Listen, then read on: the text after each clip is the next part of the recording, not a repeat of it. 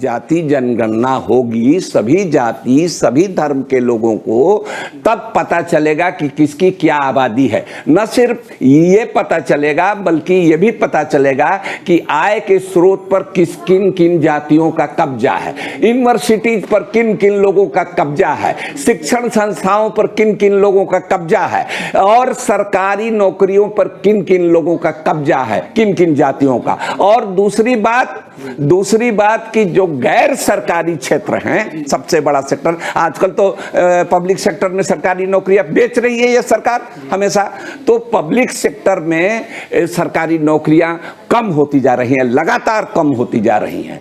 तो कैसे पता चलेगा भाई कि भाई माने पब्लिक सेक्टर में कौन लोग काबिज हैं? जब जाति जनगणना होगी, पब्लिक सेक्टर की भी होगी, तब न पता चलेगा। मीडिया में कैसे लोग काबिज हैं, किस जाति के, बिरादरी के, मजहब के लोग ज्यादा काबिज हैं मीडिया के क्षेत्र में, कैसे पता चलेगा? जाति जनगणना से पता चलेगा।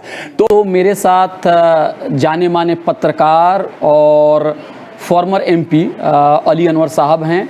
ये अभी दिल्ली में आए हैं और आप सब लोगों को पता है कि हाल के दिनों में उन्होंने कास्ट सेंसस को लेके बिहार में बहुत बड़ा आंदोलन किया है और ये दिल्ली में भी आए हैं। और आने वाले दिनों में कास्ट सेंसस क्यों ज़रूरी है इसको लेके बहुत सारे मीटिंग, मजलिस और इसके अलावा बहुत सारे तहरीक भी छेड़ने वाले हैं। तो हम सर से जानेंगे कि सर कास्ट सेंसस क्यों ज़रूरी है। पटना में बिहार भर के जो पसमानदा मुस्लिम महाज के कार्यकर्ता हैं और दूसरे जो अति पिछड़े और पिछड़े लोगों के संगठन हैं, उसमें उन लोगों के साथ मिल करके हमने एक बुकलेट रिलीज किया है जो एक दृष्टि पत्र है कि पसमानदा इस कास्ट सेंसस के बारे में क्या सोचते हैं, वो रिलीज किया है। उसके बाद हमने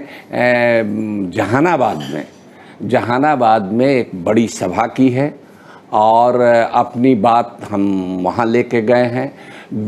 उसके बाद हमने मधुबनी में अपने कार्यकर्ताओं की बैठक की है और जहाँ भी हम बैठक कर रहे हैं, हिंदू मुस्लिम तमाम ओबीसी के लोगों को लेकर के बैठक कर रहे हैं और प्रेस कॉन्फ्रेंस कर रहे हैं। तो हमने मधुबनी में किया।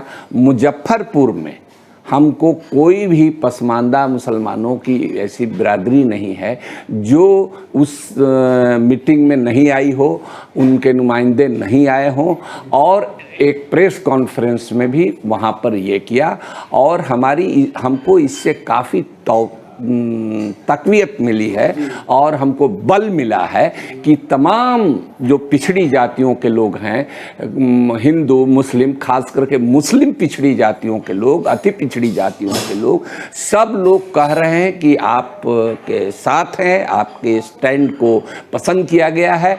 और यही वजह है कि ये एक तरह से दबा हुआ मामला था, इसकी कोई डिस्कोर्स में ये नहीं आ रहा था।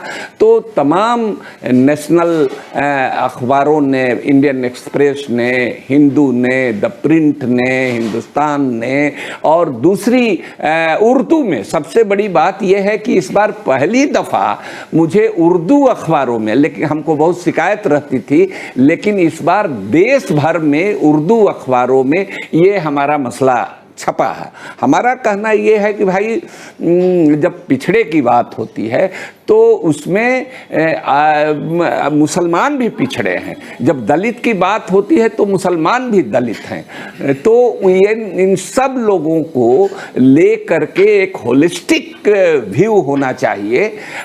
तो कुछ लोग जाने अनजाने सिर्फ अति पिछड़े और हिंदुओं शब्द का इस्तेमाल कर रहे थे, अब उन लोगों ने ऐसा करना बंद कर दिया है।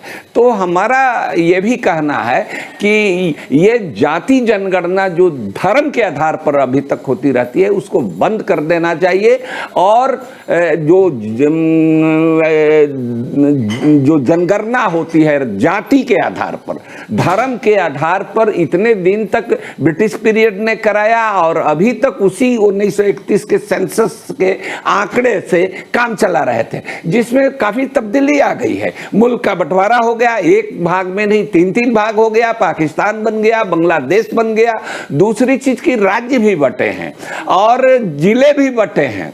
और तीसरी बात ये कि बंटवारे के बाद कई मुसलमान इधर से उधर गए हैं और उधर से बहुत सारे हिंदू उधर से इधर आए हैं।